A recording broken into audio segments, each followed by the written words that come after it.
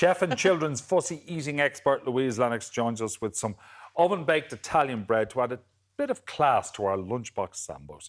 I'm going to help as well. You are getting your hands dirty, and I have to tell you, I've got no, water for you to wash them, so you're just going to have to embrace the mess. Focaccia bread, it's an Italian flatbread. I love making this because my kids at home, especially my older son, fussy, so I'm always looking at ways to try and involve them in cookery that, isn't going to have them having a meltdown. Now, I did do a poll, and I asked Elaine, had you made yeast bread before? And what was your answer, Elaine? I can't boil an egg. Can't boil an egg, no. I did make soda bread once and it rose all wonky in the oven because I think I got the baking soda. What's the stuff that makes it raise? Bread soda. Or baking powder. You shouldn't put that in soda bread, should you? No. Yes, so that was, I can understand that. That's what happened. Don't go to Elaine's for soda bread. So yeast, you do have a few rules with making yeast bread. So I put a little poll out. So 68% of people have never touched yeast bread and they're a bit scared of it. So first of all, I use the the dried yeast. So this is what it looks like. It comes in these little sachet pouches and it is it's asleep essentially. All of it goes in. Now, the only way of knowing if it's the right temperature of the water, and when I was training in the whole world of food, you have to put your finger, stick your finger in there, Martin. Now, would you bathe the baby in that? I might let it cool another degree or so before I put the baby in. So a little bit warmer than a baby's bath, but I wouldn't have a bath in that. So it has to be just nice and warm. Okay. And then you need to feed the yeast. So yeast loves a little bit of sugar. So I'm putting in a little bit of sugar there for the yeast, a teaspoon of sugar. Just castor sugar. Yeah. Oh, castor sugar. And then I mix it around and then I leave it. Now, a lot of recipes have that you can chuck the yeast in, and you can, but the danger is sometimes yeast is gone off. So always check the date, make sure it's well in date. So this is well into summer next year. Okay. And then I put the little bit of cling film over it so you can see that it's alive. Now, you see, I throw that out. Would you throw that? Well, it's gone all lumpy. Yeah, well, you'd throw that out if you're not making bread, maybe. There's stuff at the top of that now. So this is the yeast. So the yeast is basically fermentating there. It's fermentation, and it's creating carbon dioxide. And this is what's going to make the bread rise. Now, I'm going to put in a teaspoon of salt. So important. Don't leave the salt out because it would rise too fast and it would taste disgusting. So some salt goes in there. Then make a little well in the centre and then pour in the yeast. And we know the yeast is going to survive because it's already started bubbling up there.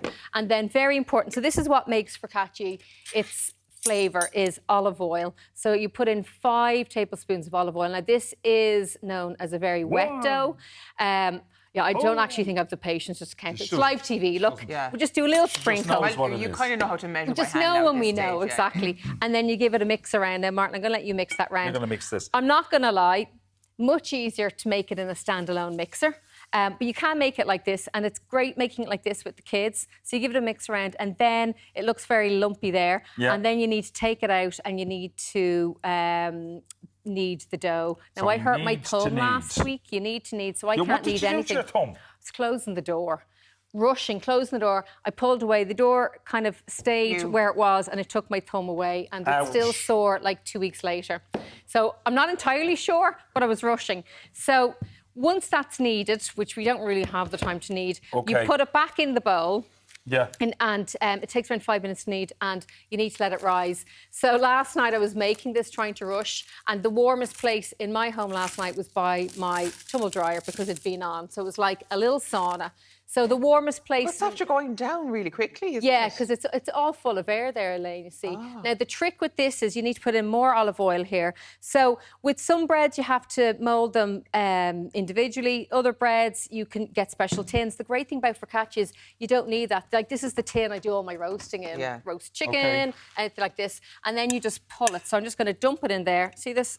Showing it not much love, but you can see how aerated it is. Yeah, and then you pull it out. Now, children that are fussy eating, some of them they don't like touching anything that's a bit wet. The texture might be a bit troubling for some kids. So this is a really good way of helping to desensitise them. So there's 5 main ways you do it.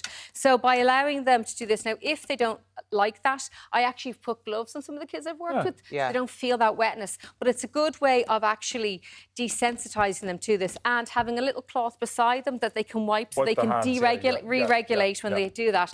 So I push that out there. Now, again, I'm going to I'm decorate just this. thinking of, the slime things that you can get as toys that kids just love. Some kids love them, not all kids. Oh, yeah, Some kids are, I know. but that's really magnets good. that they are. Yeah, that's really good for that sensory as well for the kids. Yeah. And then kids think it's cool, so they're more inclined to do it.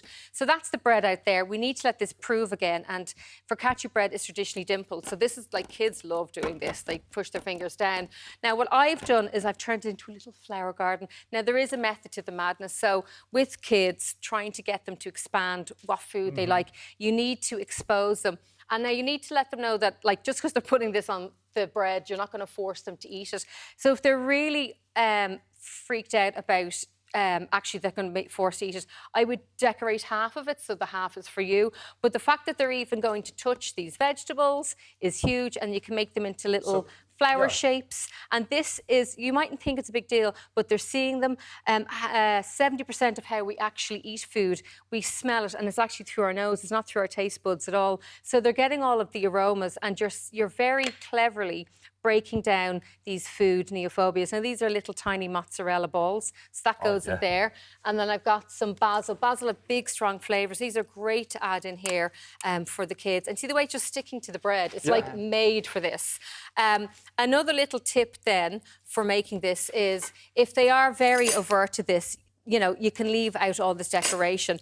But I would say I try and encourage them, or even for you to do it first and then they might follow suit. And allows them to be creative, because when it's fun, it doesn't feel like it is trying to force feed them anything at all. Now, this gets baked in an oven, but you have to give it a second proof. And then when I say to the kids, it depends how warm it is, Elaine. So normally around an hour. But if you're rushing, so say we made that bread dough this morning. I was on courses all day yesterday. Didn't have much time to prep. I actually cover that and put that in the fridge for a few hours. So you could make it the night before, leave it in the fridge covered overnight, and then come in the morning and do this, and then have lovely fresh bread. You need to put more oil over it, especially over the vegetables, because they would dry out, and they burn in the oven. And then very, very key part of making any kind of yeast spreads, you have to cover it. So we've this, I'm just going to pour that on there, I just don't have the patience. But the kids, and then you make it fun. So any kids, again, that are really overt, I have these little buckets at home, really handy for putting fruit and vegetables in, and then you can just say we're painting the bread. So again, you're kind of giving a new language of what you're doing, and it doesn't seem like work. I know you've used some peppers and some tomatoes and some spring onions. We've got a few onions as well, Yeah, you've got some red onions. So you could put in black olives, you could put in dried herbs. So after you prove it then for the other hour, like you pop into the oven, what temperature does it have to be at? Is that 200 degrees, hot oven. Preheated hot oven. Yeah, preheated. And it depends how hot ovens are. It could take 20 to 30 minutes to cook. So that's the way it is. That just gets proved. And then voila, here is the finished product. Now, I have to say, you can't smell it, but this is another way of desensitising children. So you just think, yes, it looks beautiful being baked like this. But another part of it is that you actually get the aromas as they're cooking. Now, I don't think you can hear that crisp. I have lots of tips and tricks up on my social media, on my Instagram page for fussy eating, and I'm going to put this up later on. It's my homemade pesto. You can get your kids to make it, and it is nicer than the pesto you get in the shops, guaranteed. And it only has 4 ingredients in it. My kids made that yesterday. It's lovely and warm. It's lovely and warm. And that was reheated. That was baked last night and reheated this morning, so it does last because there's so much water and oil in it. How's the oil, Martin? Is it gorgeous? That's from Wicklow, down the road from me. Delicious. Yeah.